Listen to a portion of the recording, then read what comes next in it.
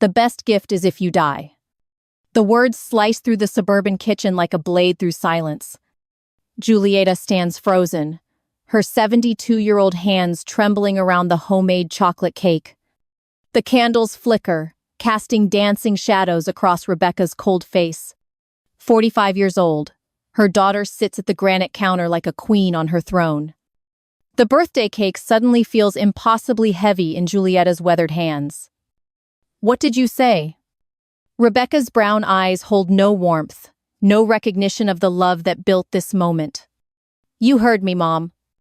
The kitchen falls silent except for the refrigerator's mechanical humming. "The best gift you could give me is to die." Each word lands like a physical blow to Julieta's chest. The cake trembles in her grip, as memories flood her mind like a dam bursting. She sees herself 28 years ago, working double shifts at the textile factory.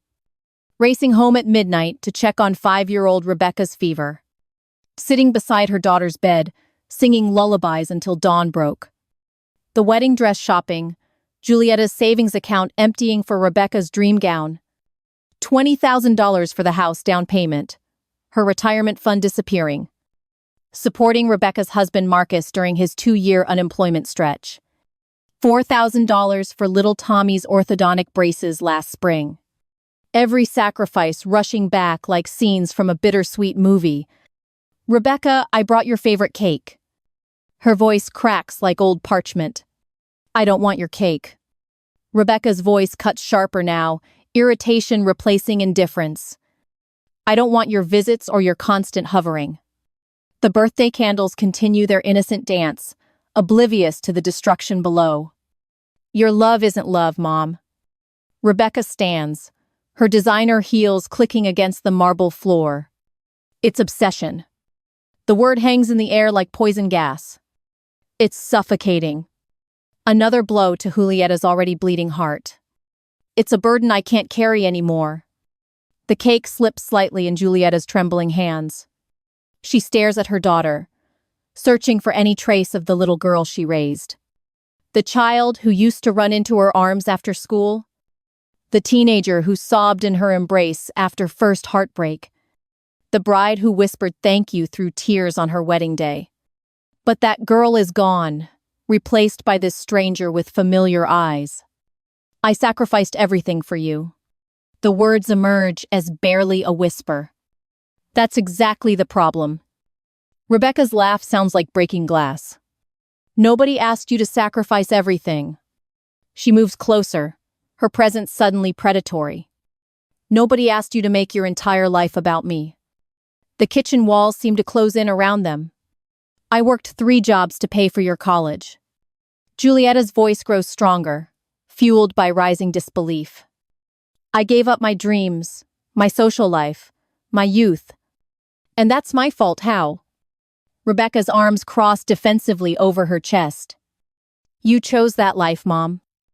The cruelty in her tone makes Julieta physically recoil. "You made yourself into a martyr." The chocolate cake suddenly feels like it weighs 1,000 pounds. "Now you want me to feel guilty forever." Rebecca's words hit like consecutive punches to the soul. "Well, I'm done." She turns toward the living room, dismissing her mother entirely. "I'm done pretending your sacrifices mean I owe you my life." Julieta stands alone in the kitchen, surrounded by birthday decorations she hung yesterday. The cheerful yellow balloons mock her from the ceiling. Her reflection in the stainless steel refrigerator shows a broken woman. 72 years old, silver hair perfectly styled for her daughter's birthday. The floral dress she chose specially, now feeling like a costume. "Rebecca." Her daughter stops but doesn't turn around. "Do you really mean that?" The question hangs between them like a suspended sentence. "About wanting me to die?" Rebecca slowly turns, her face a mask of cold determination. "Yes." The single word detonates like a bomb in Julieta's chest. "I mean every word." The birthday cake crashes to the floor, chocolate and cream splattering everywhere. Julieta doesn't notice the mess spreading across the white tiles. She sees only her daughter's face, twisted with years of hidden resentment. The candles continue burning on the floor, small flames of mockery. Your constant guilt trips, your endless needs for validation. Rebecca's voice rises with each accusation. Your inability to have a life outside of mine. The words feel like physical blows. I can't breathe around your love, Mom. Julieta's hands shake as understanding crashes over her like ice water. 45 years of unconditional love, reduced to suffocation. Decades of sacrifice, dismissed as manipulation. A lifetime of devotion, labeled as obsession. The woman who raised Rebecca through midnight fevers and teenage heartbreaks stands invisible. The mother who worked herself to exhaustion, providing every opportunity, stands worthless. The grandmother who adores Tommy beyond measure stands unwanted. I see. Julieta's voice emerges steady for the first time today. Something shifts deep inside her chest, like tectonic plates realigning. The pain begins transforming into something else entirely. Recognition. Clarity. And beneath it all, the first stirrings of something Rebecca would never expect. Rage.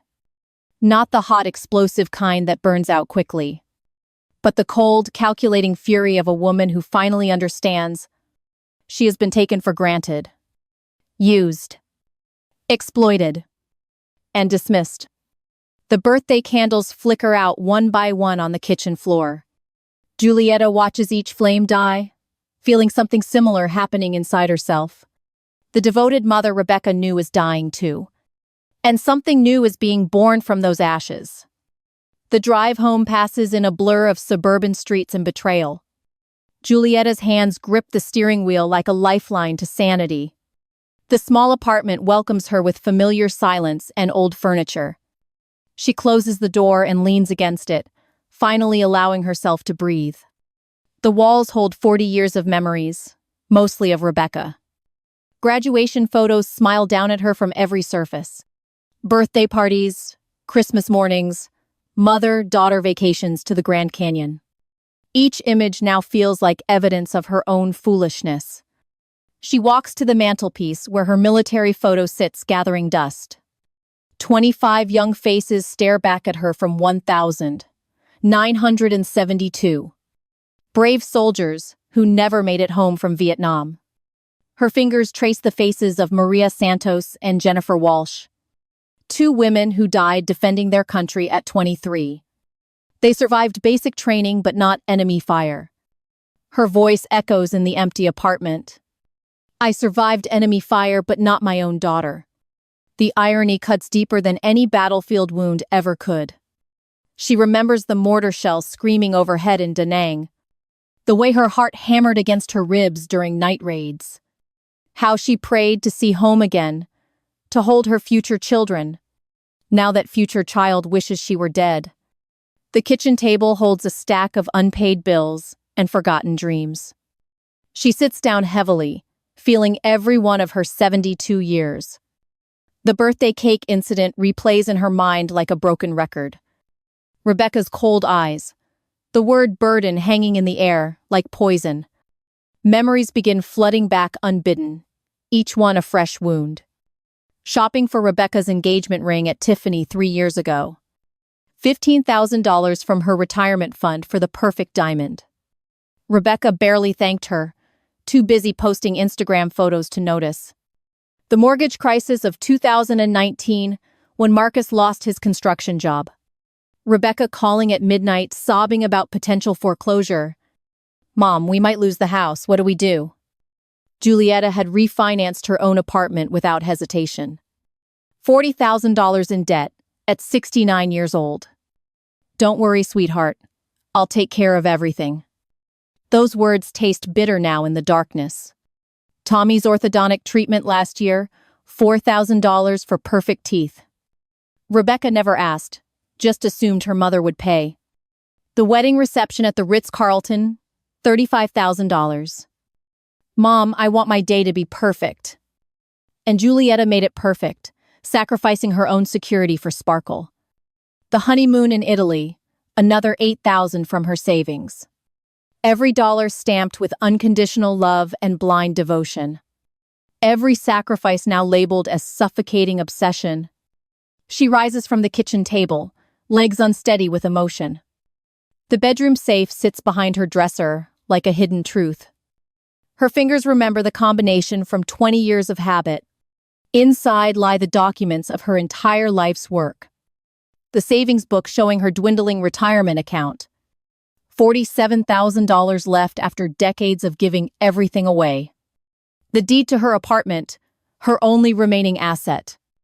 The mortgage papers with Rebecca's name as co-signer. Her will, leaving everything to her ungrateful daughter. Each document represents a different version of herself. The devoted mother who gave until it hurt. The selfless grandmother who put family above everything. The foolish woman who confused love with endless sacrifice. She spreads the papers across her bed like tarot cards, each one telling the story of her own financial destruction. The bank statements reveal a pattern spanning 25 years. Every major expense benefiting Rebecca, not herself. No vacations for Julieta, no new furniture, no luxuries. Just an endless stream of money flowing toward her daughter's happiness. The house deed catches her eye, and something clicks into place. She is listed as co-owner due to the mortgage assistance. Rebecca needed her credit score to qualify for the loan. If Rebecca defaults, Julieta has legal claim to the property. The will stares back at her like an accusation. To my beloved daughter Rebecca, I leave my entire estate. The words mock her from the yellowing paper. Her entire estate built on sacrifice, dismissed as burden. A lifetime of love reduced to suffocating obsession. She picks up the military photo again, studying those young faces. Maria Santos died saving 3 wounded comrades under fire. Jennifer Walsh threw herself on a grenade to protect her unit. They died as heroes, their sacrifices honored and remembered. Julieta survived to become a fool, her sacrifices scorned and rejected. You died for strangers who appreciated your sacrifice. She speaks to the photo like a prayer. I lived for someone who wishes I were dead instead. The apartment settles around her with evening creaks and whispers. Outside, suburban families gather for dinner and homework help. Normal mothers living normal lives with grateful children. Julieta sits surrounded by the evidence of her mistake. She believed unconditional love meant unconditional giving. She confused motherhood with martyrdom, service with self-destruction. The realization burns through her chest like wildfire. For the first time in decades, anger tastes stronger than guilt. She looks at her reflection in the bedroom mirror. Silver hair, perfectly styled, clothes chosen to please her daughter. Even her appearance serves Rebecca's approval instead of her own. The woman in the mirror looks tired, used, forgotten. But behind the weariness, something else begins to emerge. The same steel that carried her through military service. The strength that survived combat and built a life. The warrior who forgot she was more than just a mother. She gathers the documents into a neat pile. Each paper represents a chain, binding her to her daughter's demands. Tomorrow, those chains will be broken, one by one. For the first time in 50 years, Julieta whispers the words. No more. The apartment seems to hold its breath around those 2 words. Outside, night falls over the suburban streets like a curtain. But inside, something new is being born from the ashes. Dawn breaks over the suburban landscape like a battle cry. Julieta stands before her bathroom mirror, applying lipstick with military precision. Today marks the beginning of her counterattack against decades of exploitation. Her reflection shows a woman transformed overnight from victim to strategist. The same hands that trembled yesterday now move with deadly purpose. She dresses in her navy blue blazer, the one Rebecca always criticized. Too formal for your age, Mom. Today, formal feels like armor against a world of ungrateful children. The bank opens at 9 sharp, and Julieta arrives at 8:55. She carries the joint account paperwork like ammunition for war. The familiar teller, Sarah, greets her with a warm smile. Good morning, Mrs. Rodriguez. How can I help you today? I need to withdraw $43,000 from the joint account. Sarah's smile falters, her fingers pausing over the keyboard. That's quite a large withdrawal, Mrs. Rodriguez. Julieta's eyes remain steady, unwavering as steel beams. It's my money, and I need it today. The transaction takes 20 minutes of paperwork and verification calls. Each signature feels like cutting another chain binding her to Rebecca's demands. Sarah counts the bills twice, her expression growing more concerned. Are you sure about this amount, Mrs. Rodriguez? I have never been more certain of anything in my life. The money fits perfectly into her oversized purse, heavy with possibility. $43,000, representing decades of careful saving and sacrifice. Money that was supposed to be her security blanket in old age. Instead, it became Rebecca's emergency fund for every financial crisis. The law office sits downtown in a gleaming glass tower. Attorney Patricia Morgan specializes in estate planning and family disputes. Her reputation for protecting elderly clients from financial abuse precedes her. Mrs. Rodriguez, thank you for coming in on such short notice. The conference room overlooks the city like a command center. Patricia spreads legal documents across the mahogany table with practiced efficiency. You want to completely restructure your will and estate planning.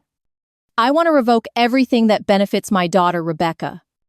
Patricia's eyebrows rise slightly at the steel in Julieta's voice. That's a significant decision, Mrs. Rodriguez. My daughter told me the best gift I could give her is to die. The words hang in the air like a confession and indictment. I see. Patricia's expression shifts from professional to personally invested. Let's discuss your options then. The new will takes shape like a masterpiece of legal revenge. All assets redirected to the Children's Hospital and Veterans Foundation. Rebecca's name systematically erased from every beneficiary line. The only exception, a trust fund for 12-year-old Tommy. The trust remains untouchable until he turns 25. Julieta's voice carries the authority of a commanding officer. Rebecca cannot access, borrow against, or influence these funds whatsoever.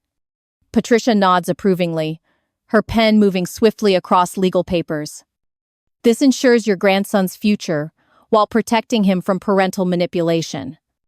The mortgage documents reveal Julieta's forgotten leverage over Rebecca's house.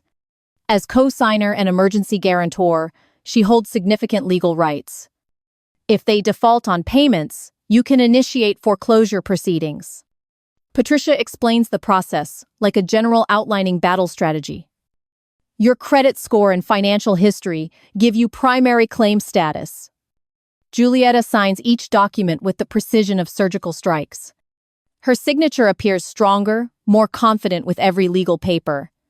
The old will burn ceremoniously in Patricia's office shredder. 45 years of unconditional love, reduced to confetti and fresh starts. Your daughter will be notified of these changes within 48 hours. Patricia hands Julieta copies of every signed document. Are you prepared for the potential fallout from these decisions? I survived combat in Vietnam. Julieta's voice carries decades of buried strength. I can survive one spoiled daughter's tantrum. The drive home passes in a blur of suburban streets and newfound freedom. Her phone buzzes incessantly with Rebecca's increasingly frantic calls. Each ring sounds like victory bells announcing her liberation. She lets every call go straight to voicemail, without guilt or hesitation. The apartment feels different when she returns, lighter somehow. As if the very walls celebrate her escape from financial servitude. She pours herself 3 fingers of whiskey from the bottle Marcus brought her last Christmas. The same bottle Rebecca criticized as inappropriate for someone your age. The jazz record collection sits dusty in the corner entertainment center. Billie Holiday's voice fills the apartment like an old friend returning home. Strange Fruit plays while Julieta sips whiskey and plans her next moves. Her voice joins Billie's on the chorus, rusty but still melodic. She had forgotten the pleasure of singing just for herself. years of silencing her own joy to accommodate Rebecca's constant criticism. "Too loud, Mom, the neighbors will complain." Tonight, the neighbors can file their own complaints. The whiskey burns warmly down her throat, liquid courage for tomorrow's battles. She spreads travel brochures across the coffee table like tarot cards. Switzerland calls to her with mountains and fresh starts. A place where Rebecca's poison cannot reach across oceans. Her phone buzzes again with another ignored call from her daughter. The voicemail notification shows 17 unheard messages. Let Rebecca wonder and worry, for once in her privileged life. Let her taste the uncertainty Julieta lived with for decades. The jazz record ends, leaving only the apartment's peaceful silence. For the first time in years, the quiet feels welcoming instead of lonely. She raises her whiskey glass to the military photo on the mantelpiece. To Maria Santos and Jennifer Walsh, who died with honor intact. The toast echoes through the apartment like a solemn vow. And to Julieta Rodriguez, who finally learned to fight back. Outside, suburban families settle into their evening routines. Children doing homework, parents preparing dinner, normal life continuing. But inside her apartment, a revolution quietly unfolds. The devoted mother Rebecca once knew is officially dead. In her place sits a woman who remembers her own worth. A warrior who forgot she was more than just a wallet with legs. The night stretches ahead filled with possibility and whiskey-fueled planning. Tomorrow brings new battles, but tonight belongs to celebration. "I'm not done yet." Her voice carries across the apartment like a battle cry. The words taste like freedom and smell like victory. Rebecca's fury erupts 3 days after the bank withdrawal. Her phone calls have gone unanswered for 72 hours straight. The joint account balance shows $0.23. Panic spreads through her chest like wildfire in dry grass. She dials social services with trembling fingers and manufactured tears. My 72-year-old mother is showing signs of severe dementia. The lie rolls off her tongue smoother than honey. She's making irrational financial decisions that could endanger her welfare. The social worker's voice carries professional concern through the phone. "What specific behaviors have you observed, Miss Patterson?" Rebecca paces her granite kitchen like a caged predator. She withdrew $43,000 without any logical explanation. Her voice cracks with rehearsed desperation. She's changing legal documents and speaking irrationally about Switzerland. The social worker schedules an emergency mental competency evaluation. Rebecca hangs up feeling victorious for the first time in days. "Let's see how clever you are now, Mother." The words taste bitter but necessary in her mouth. Meanwhile, Julieta receives the official notification with calm amusement. The government letterhead cannot intimidate a Vietnam War veteran. She schedules the evaluation at the U.S. consulate downtown. Her military medical records will speak louder than Rebecca's desperation. The consulate building rises like a fortress of American authority. Dr. Elizabeth Chen conducts evaluations with scientific precision and human compassion. Her office overlooks the city with floor-to-ceiling windows. "Mrs. Rodriguez, I understand your daughter has expressed concerns." Julieta sits straight-backed in the leather chair, hands folded. "My daughter is concerned about losing access to my money." Dr. Chen's eyebrows raise slightly at the directness. "Can you tell me today's date and current president?" September 20th, 2025, President Trump. Her answer comes without hesitation or uncertainty. "What did you have for breakfast this morning?" 2 eggs over easy, wheat toast, black coffee. The questions continue with increasing complexity and personal detail. "Can you count backward from 100 by sevens?" Julieta's military training kicks in like muscle memory. 100, 93, 86, 79, 72. Each number falls precisely without pause or confusion. "Why did you withdraw money from your joint account?" "Because my daughter told me she wishes I were dead."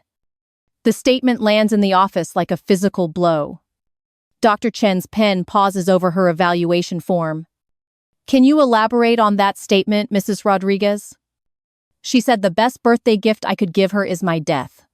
Julieta's voice remains steady, despite the pain behind her words. "So I decided to grant her wish symbolically." Dr. Chen leans forward with increased interest. "What do you mean by symbolically?" "The mother she knew is dead." Julieta's military bearing strengthens with each word. "I'm someone else now, someone who values herself appropriately." The evaluation continues for 2 hours with cognitive tests and psychological assessments. Julieta solves puzzles, recalls information, and demonstrates sharp analytical thinking. Her humor emerges during the pattern recognition exercises. "Doctor, I assembled radio equipment under enemy fire in Vietnam." She completes the complex puzzle in record time. These blocks are significantly less challenging than mortar attacks. Dr. Chen laughs despite her professional composure. "Your cognitive function appears exceptionally sharp for any age group." The final assessment takes another 30 minutes of detailed questioning. Memory tests, reasoning exercises, and emotional stability evaluations. Julieta passes every single measurement with flying colors. "Mrs. Rodriguez, you demonstrate perfect mental competency." Dr. Chen signs the official evaluation with confident strokes. "In fact, your cognitive function exceeds many people half your age." The government seal makes Rebecca's accusations officially fraudulent. "I'll be filing a report noting the false complaint against you." Dr. Chen's voice carries disapproval for Rebecca's manipulation attempt.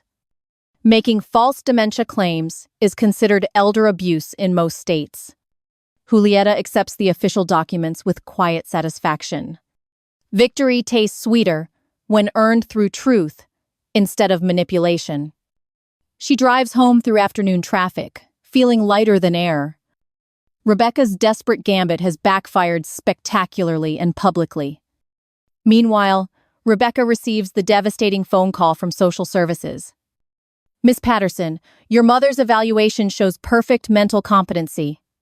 The social worker's tone carries professional irritation. False complaints waste valuable resources needed for actual cases. Rebecca's kitchen suddenly feels smaller, more claustrophobic than ever. Her reflection in the stainless steel refrigerator shows desperation. There must be some mistake. Her voice cracks with disbelief. "My mother is clearly not thinking rationally." Mrs. Rodriguez demonstrated exceptional cognitive function for her age. The social worker's patience evaporates with each word. "Your complaint has been dismissed and flagged as potentially fraudulent." The line goes dead, leaving Rebecca staring at her phone. Marcus enters the kitchen carrying Tommy's soccer equipment.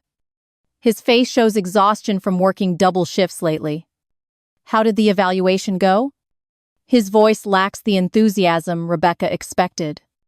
"She passed." The words emerge, like poison from Rebecca's throat. "They said she's perfectly mentally competent." Marcus sets down the soccer gear with deliberate slowness. "Maybe because she is perfectly mentally competent." His voice carries years of suppressed guilt and growing shame. "Maybe she's finally standing up for herself." Rebecca whirls around with fury blazing in her eyes. "Whose side are you on, Marcus?" "I'm starting to wonder if we've been on the wrong side." His admission hangs between them like a confession. "Your mother sacrificed everything for us." Marcus faces his wife with newfound courage. "And we took it all for granted." The kitchen fills with uncomfortable silence and mounting tension. Outside, normal families prepare dinner and help with homework. Inside, a marriage begins cracking under the weight of consequences. Rebecca realizes she has lost more than just her mother's money. She has lost her mother entirely. Meanwhile, Julieta sits in her apartment browsing Swiss Airlines. One-way tickets to Zurich start at $1,200. Her passport lies ready beside her laptop, crisp and current. The apartment suddenly feels like a launching pad instead of a prison. For the first time in decades, She plans for herself alone. No daughter's approval needed, no guilt about spending money. Just a 72-year-old woman choosing her own adventure. The evening news plays in the background, but she barely notices. Her future stretches ahead like an unwritten story. Switzerland awaits with mountains, music, and second chances.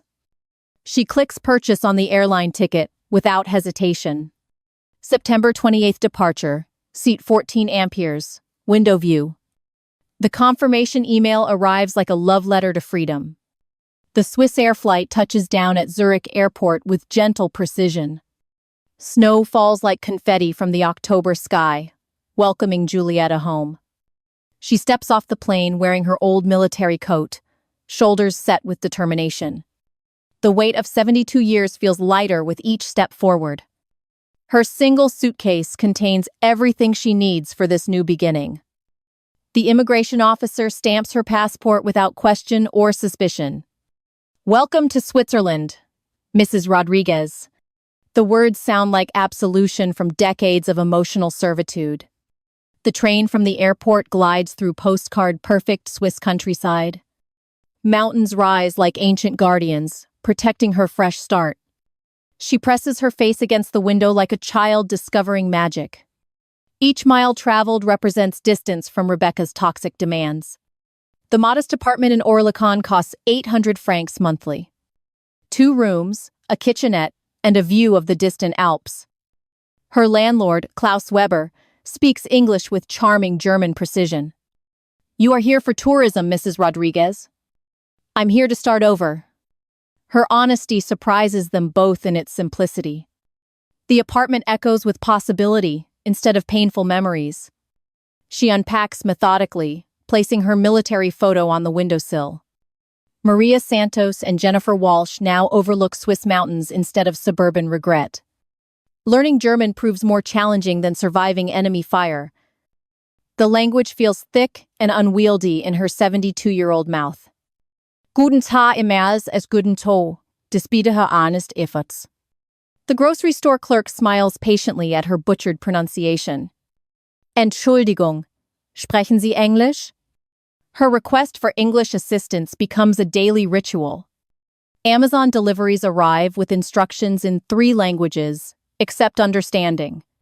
She assembles a coffee table, using determination and military problem-solving skills. The result leans slightly left but functions perfectly for its purpose.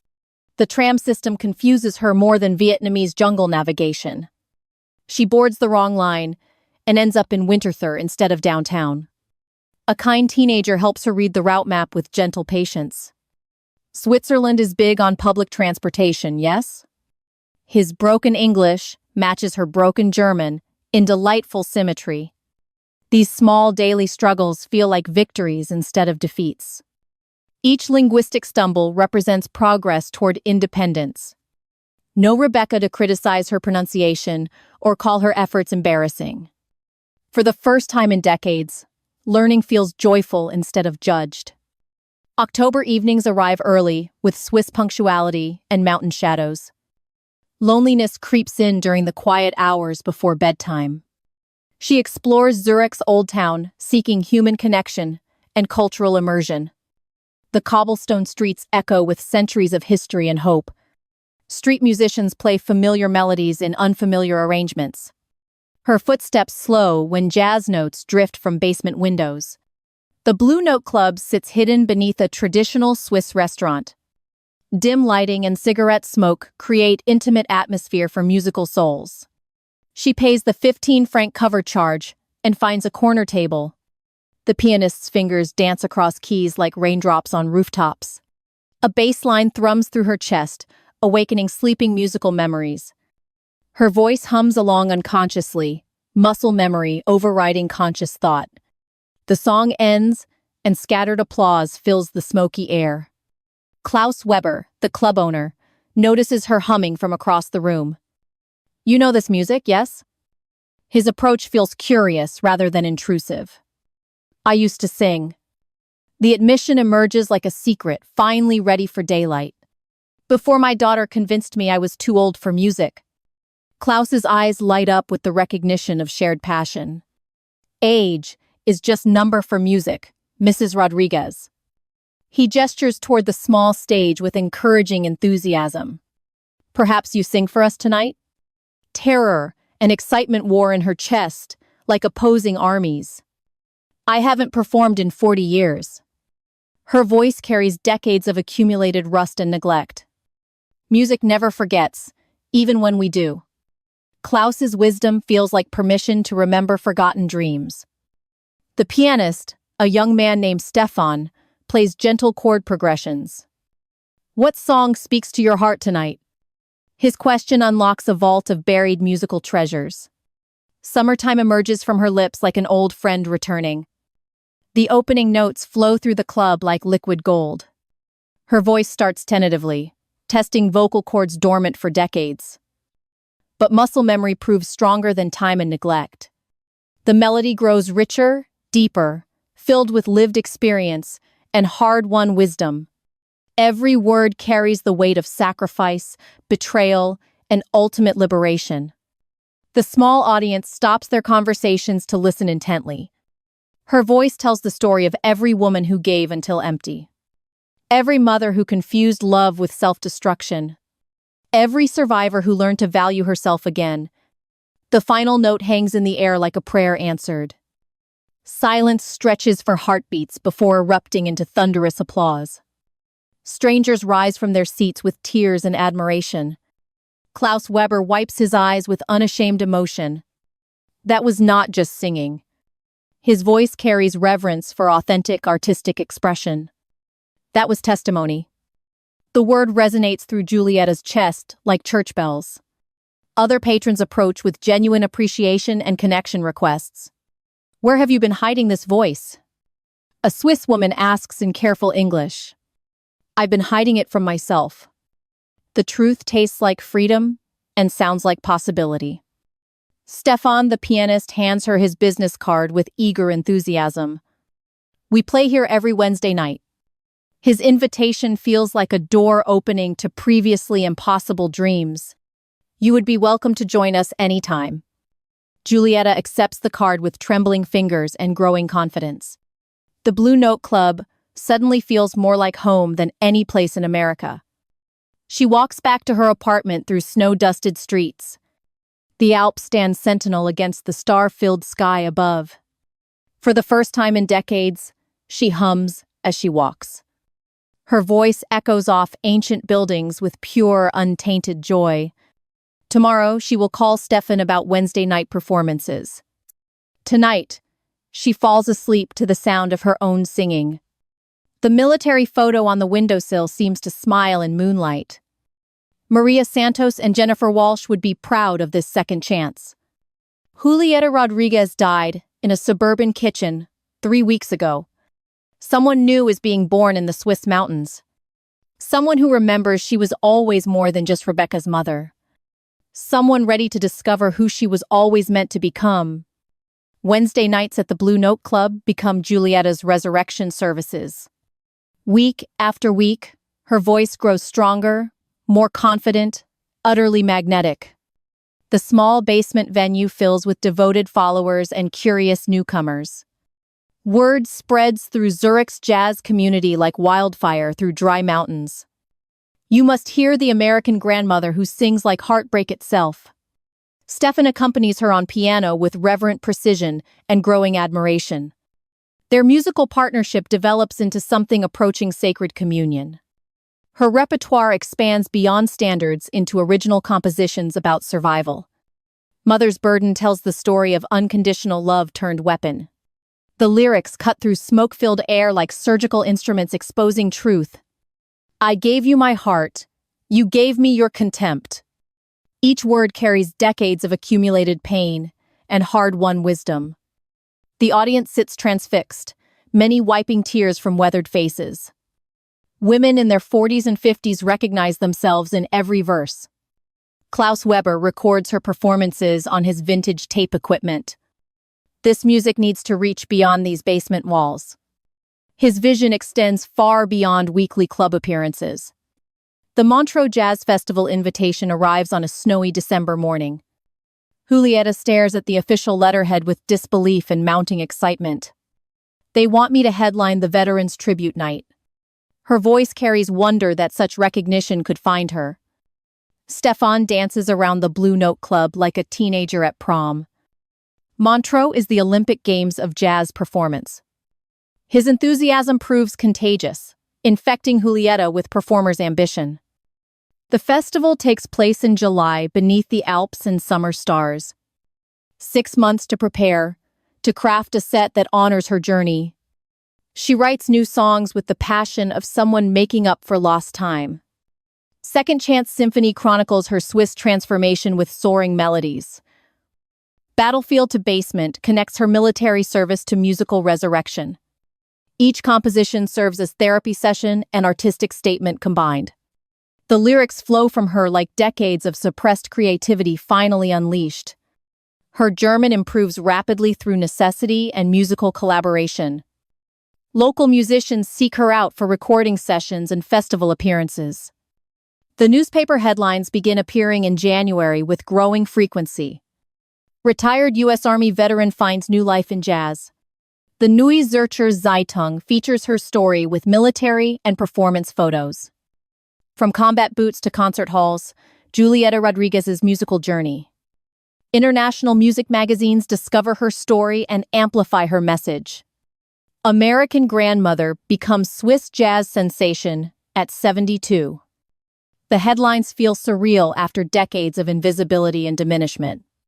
Her Wednesday night audiences grow from intimate dozens to packed hundreds. Women travel from across Europe to hear her perform and find inspiration. The merchandise table sells out of her homemade CDs weekly. Your music saved my marriage. A German woman approaches after one particularly emotional performance. I was giving everything to ungrateful children until I heard your songs. The testimonials arrive like letters from a growing army of liberation. You taught me it's never too late to choose myself. A French grandmother speaks through tears of recognition and gratitude.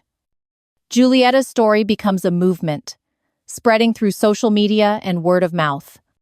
Her songs provide soundtrack for women reclaiming their own lives. Meanwhile, across the ocean, consequences unfold with mathematical precision. Rebecca's house enters foreclosure proceedings, as predicted by attorney Patricia Morgan. Marcus works double shifts at the construction company, exhausted and ashamed. The financial pressure cracks their marriage like ice under spring sunshine. His guilt grows daily as he watches Rebecca's desperation intensify. Late one February night, he sits at their kitchen table with stationery. The pen trembles in his weathered hands as he begins writing. Dear Mrs. Rodriguez, I owe you an apology that's 40 years overdue. The words flow like confession to a priest he never had. I stood by silently while Rebecca treated you like a personal ATM. Each sentence cuts deeper into his accumulated shame and cowardice. You saved our house, paid for our son's braces, supported us through everything. The mathematical totals of her generosity stagger him into deeper shame. I never had the courage to tell Rebecca she was wrong. His handwriting grows shakier with each honest admission. You deserved respect, gratitude, and love, instead of demands and criticism. The letter stretches to 3 pages of heartfelt confession and regret. I hope Switzerland brings you the happiness we denied you here. He seals the envelope with stamps and tears of recognition. Tommy discovers his grandmother's newspaper articles through careful internet searching. At 12 years old, he understands more about injustice than adults assume. His handwriting fills a lined notebook page with careful block letters. Dear Grandma Julieta, I saw your pictures in the newspapers online. The words come slowly but with determined sincerity. Mom won't let me talk about you, but I think about you every day. His honesty cuts through family politics with childhood clarity. I'm proud that you're my grandmother, and I'm sorry we hurt you. The letter continues with misspelled words and perfect emotional accuracy. You're my hero because you were brave enough to start over. He decorates the margins with hand-drawn musical notes and Swiss flags. I hope someday I can be brave like you and live my own life. The envelope bears his careful address and 50 cents in lunch money stamps. Both letters arrive at Julieta's Zurich apartment on the same March afternoon. She reads Marcus's confession first, feeling vindication rather than satisfaction. His words acknowledge what she always knew but never heard confirmed. Tommy's letter breaks her heart and rebuilds it simultaneously. Tears fall onto his carefully drawn musical notes and childish wisdom. You're my hero because you were brave enough to start over. The words echo in her apartment like a benediction from pure love. She frames his letter beside her military photo on the windowsill. Maria Santos and Jennifer Walsh now share space with Tommy's courage. Marcus's letter goes into her desk drawer, read but not treasured. Some apologies arrive too late to bridge certain burned bridges. But Tommy's love reaches across oceans and family dysfunction. His words remind her that some relationships survived Rebecca's poison. The Montreux Festival approaches with summer sunshine and international attention. Her life transforms from suburban invisibility to European artistic recognition. At 72, she finally understands her true worth and purpose. The fire she lit in a Swiss basement now spreads across continents. Women everywhere learn, it's never too late to choose themselves first. The foreclosure notice arrives on a Tuesday morning with mathematical precision. Rebecca stares at the official seal through tears of rage and disbelief. 60 days to vacate the premises or face sheriff's eviction. The words blur together like a death sentence written in legal terminology. Marcus sits at their granite kitchen table holding his head in shame. His construction wages barely cover groceries and Tommy's basic needs. The house that Julieta helped them secure becomes their financial tombstone. This is all your mother's fault. Rebecca's voice carries venom sharper than broken glass. She abandoned us when we needed her most. Her ability to rewrite history astounds, even Marcus at this point. The moving boxes arrive from U-Haul like coffins for their suburban dreams. Rebecca packs her designer clothes with trembling hands and mounting bitterness. Each folded garment represents a lifestyle she can no longer afford. The neighbors gather on their manicured lawns to watch the spectacle unfold. Whispered conversations follow Rebecca's every trip to the moving truck. I heard her mother cut her off completely. Mrs. Henderson speaks behind her hand like sharing state secrets. Something about the old lady moving to Europe. The suburban gossip mill grinds Rebecca's humiliation into neighborhood entertainment. She carries boxes past judgmental eyes and knowing smiles. Her pride crumbles with each witnessed moment of financial collapse. The two-bedroom apartment in the low-income complex feels like prison. Thin walls, outdated appliances, and neighbors who work multiple jobs. Tommy's bedroom shrinks to a corner space with bunk beds. His soccer trophies look ridiculous on particle board shelves. For the first time in 45 years, Rebecca must find employment. Her resume shows 20 years of volunteer work and lunch committees. No marketable skills, no professional experience, no relevant qualifications. The job interviews become daily exercises in rejection and humiliation. What employment history do you have, Miss Patterson? The question haunts her through sleepless nights and growing desperation. I was primarily focused on family and community involvement. Her answer sounds increasingly hollow with each failed application. Finally, Target offers her 30 hours weekly at minimum wage. Red polo shirts and name tags replace designer outfits and status symbols. Her hands develop calluses from scanning barcodes and folding merchandise. The customers treat her like furniture, invisible and easily ignored. Meanwhile, across the Atlantic Ocean, Julieta prepares for her triumph. The Geneva International Music Festival stage rises like a monument to dreams. 3,000 seats face the performance platform beneath summer stars. Her name appears on the marquee in letters 2 feet tall. Julieta Rodriguez, Songs from the Battlefield of Love. The subtitle captures her journey from combat veteran to betrayed mother. Backstage, she adjusts her black evening gown with steady hands. The same hands that once assembled radios under enemy fire. The same hands that signed away her daughter's inheritance. Now they hold a microphone that commands international attention. The introduction echoes through the amphitheater like rolling thunder. Ladies and gentlemen, from Zurich by way of America, Julieta Rodriguez. The applause builds as she walks into blinding spotlights. 3,000 faces turn toward her with anticipation and respect. She begins with Mother's Burden, her voice cutting through evening air. I gave you my heart, you gave me your contempt. The lyrics silence conversations and stop servers in their tracks.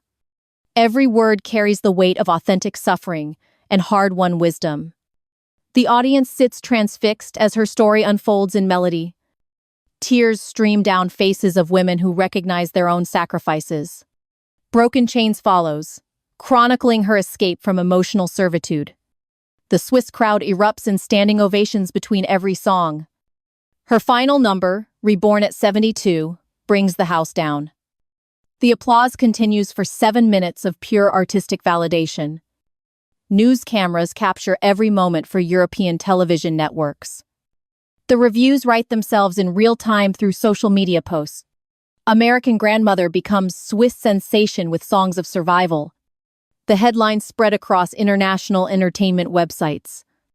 Back in the Target break room, Rebecca discovers her mother's fame. A coworker shows her the viral video on his smartphone screen. Julieta stands radiant under stage lights, confident and celebrated. The contrast with Rebecca's current circumstances cuts like surgical instruments. Her mother's voice fills the cheap break room with haunting beauty. The same voice Rebecca silenced with cruelty and ingratitude. Jealousy burns through her chest like acid through fabric. That should be my mother supporting me, not entertaining strangers. Her whispered resentment reveals no trace of self-awareness or responsibility. That evening, she dials her mother's Swiss number with trembling fingers. The international connection crackles across oceanic distances and emotional chasms. Julieta sees Rebecca Patterson on her caller ID display.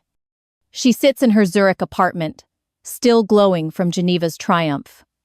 The phone rings once, twice, 3 times before she answers. Hello, Rebecca.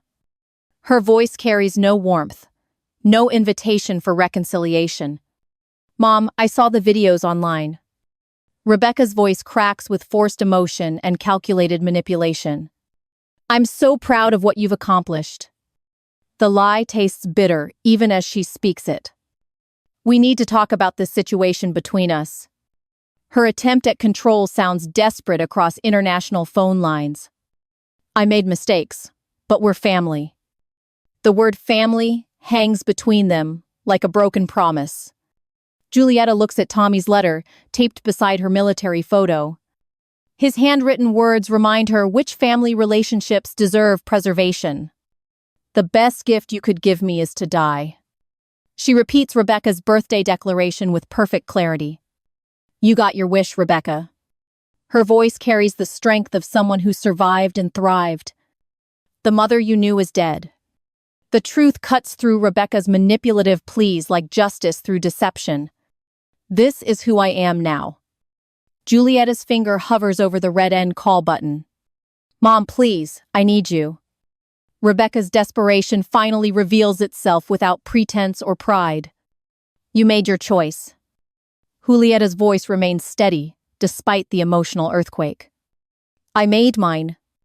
She presses decline and watches the call disappear. The apartment settles into peaceful silence around her newfound boundaries. Outside, Zurich glitters with lights and possibility. Inside, a 72-year-old woman smiles at her reflection. The woman Rebecca wished dead has never been more alive. 1 year later, summer sunlight streams through Café Sprungli's windows. Julieta sits at her usual corner table, overlooking Lake Zurich. The Swiss mountains frame the horizon like ancient guardians of possibility. Her hair has grown longer, streaked with silver that catches afternoon light. The woman who fled America in rage has transformed into confident serenity. A recording contract with Blue Note Records sits signed in her apartment. Her debut album, Battlefield to Basement, topped European jazz charts. The royalty checks provide more security than decades of careful saving. She checks her vintage Omega watch, a gift to herself last Christmas. Tommy's flight from Chicago landed an hour ago at Zurich Airport. Marcus arranged the visit despite Rebecca's furious opposition and legal threats. At 13, Tommy chose his grandmother over his mother's poisonous control. The cafe door chimes softly as a tall teenager enters nervously. His dark hair mirrors Julieta's, but his eyes carry hope instead of bitterness. Tommy spots her immediately and approaches with growing confidence. "Grandma Julieta?" His voice cracks with adolescent uncertainty and overwhelming emotion. She rises from her chair, arms opening wide for their first embrace. He towers over her now, but his hug feels like pure childhood love. "I can't believe you're really here." Her voice trembles with joy instead of the old familiar pain. "I can't believe you invited me." Tommy's words carry gratitude mixed with teenage awkwardness. They sit across from each other, two survivors of Rebecca's emotional warfare. "You look different than in your videos." His observation comes with careful, diplomatic teenage consideration. Different how? She genuinely wants his honest perspective. "Happier." The single word contains decades of accumulated wisdom. "Like you're not afraid anymore." His insight surprises her with its accuracy and depth. The waiter brings hot chocolate for Tommy and espresso for Julieta. Swiss efficiency mixed with genuine warmth. Everything America never offered her. "Tell me about school, about your life." She leans forward with grandmother's hunger for connection. "Mom doesn't let me talk about you at home." His honesty cuts through family politics with refreshing directness. "But I watch all your concert videos online." His pride shines through every word like sunlight through crystals. "My friends think it's cool having a famous jazz grandmother." The word famous still feels foreign but increasingly comfortable. "I wrote you letters that Mom never let me send." His confession reveals years of suppressed love and forced silence. "I have something for you." He reaches into his backpack with nervous anticipation. A leather journal emerges, filled with handwritten letters and drawings. "Every birthday, every Christmas, every time I missed you." His gift represents 3 years of accumulated love and artistic expression. Julieta opens to the first page dated 2 years ago. "Dear Grandma, I hope you're happy in Switzerland with your music." The childish handwriting evolves through pages into confident adolescent script. "I dream about visiting you and hearing you sing in person." His words blur through her tears of recognition and overwhelming gratitude. "Mom says you abandoned us, but I know that's not true." His wisdom exceeds his age and their family's toxic narrative. "You had to save yourself." The phrase hits her like lightning, striking the same place twice. "That's exactly right, Tommy." Her voice carries wonder at his mature understanding. "The old me is gone." She speaks the words like incantation and liberation combined. "That woman died in a suburban kitchen 3 years ago." The memory no longer carries sting, only historical significance. "This is my gift to myself." Her statement feels like completion of a long, circular journey. Tommy nods with understanding beyond his 13 years. "I want to be brave like you someday." His declaration carries the weight of generational change. "When I'm old enough, I want to choose my own life too." The cycle of toxic family patterns stops with this conversation. A piano begins playing softly from the cafe's back corner. Stefan sits at the upright, fingers dancing across familiar melodies. He nods toward Julieta with musical invitation and knowing smile. "Would you like to hear something new?" She stands, moving toward the piano like iron toward magnetic north. "This song is for women everywhere who forgot their own worth." Her voice carries across the small cafe like prayer and prophecy. For mothers who gave until empty, daughters who demanded too much. The lyrics flow from her like water, finding its natural course. For anyone who needs permission to save their own life. The melody builds with gospel fervor and jazz sophistication combined. Sometimes you must die to be born again. The cafe patrons stop their conversations to listen intently. Sometimes losing everything teaches you what you never really had. Her voice grows stronger with each line of hard-won wisdom.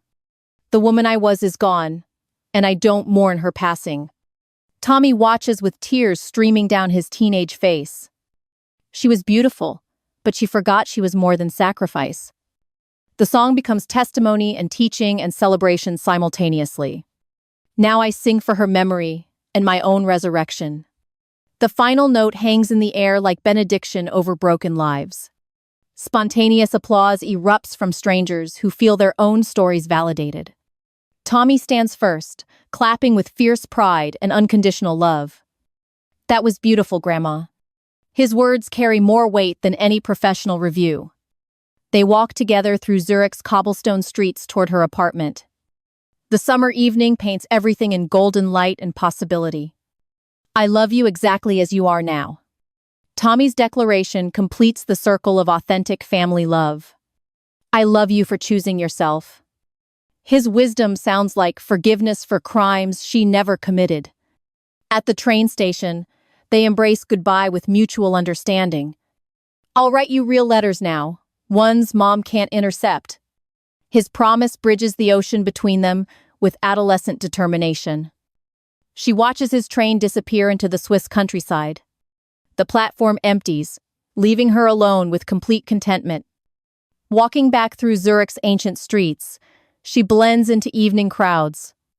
Her face glows with freedom earned through courage and sacrifice. The woman Rebecca wished dead has become gloriously, authentically alive. Sometimes the only way to save yourself is to completely lose yourself and be reborn as the person you were always destined to become.